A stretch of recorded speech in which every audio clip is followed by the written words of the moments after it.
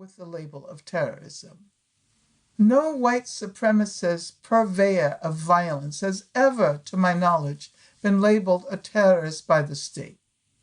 Neither the slayers of Emmett Till nor the Ku Klux Klan bombers who extinguished the lives of Carol Robertson, Cynthia Wesley, Denise McNair, and Addie Mae Collins before they could emerge from girlhood were ever charged with terrorism or officially referred to as terrorists. But in the 1970s, President Richard Nixon instinctively hurled that label at me. And in 2013, Assata Shakur was designated by the FBI as one of the world's 10 most dangerous terrorists. There are many lessons to be gleaned from Patrisse's memoir, not the least of which have to do with political rhetoric.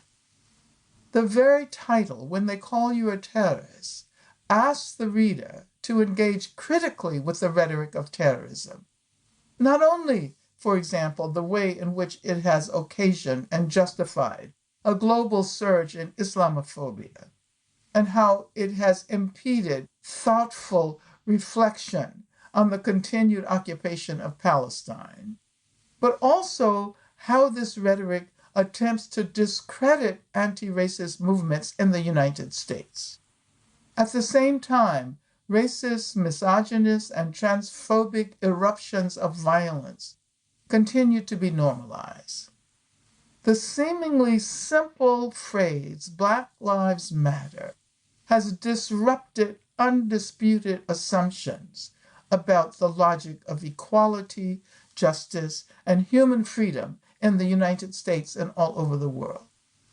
It has encouraged us to question the capacity of logic, Western logic, to undo the forces of history, especially the history of colonialism and slavery. This logic expresses itself through our philosophical certainties and ideological presuppositions, and in our legal system, which, for example, allows for the incarceration of disproportionate numbers of Black people, immigrants from the global South, and people of recent immigrant ancestry, justifying the structural racism of such practices with references to due process and other ostensible legal guarantees of equality. Patrisse Cullors and her comrades within the movement for Black Lives, which embraces many more organizations, including the Black Youth Project 100 and the Dream Defenders in Florida, are helping to produce forward-looking movement approaches that represent the best possibilities for the future of our planet. They call for an inclusiveness that does not sacrifice particularity.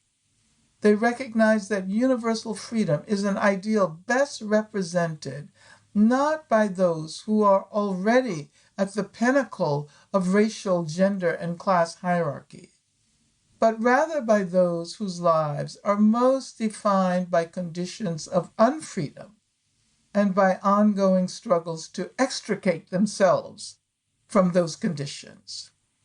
This recognition and the vast power of love are at the core of Patrisse's powerful memoir. Dear listener, for as long as I have been cognizant of myself and the world around me, for as long as I've had memory, I felt like an outsider, an other.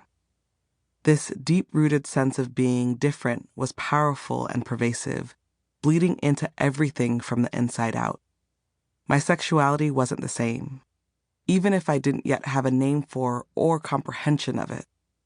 I was pulled from the schools my friends and neighbors and peers attended and sent elsewhere with people who didn't look, think, or experience as I did. Without fully understanding what those around me were feeling, I knew what I was journeying through didn't line up.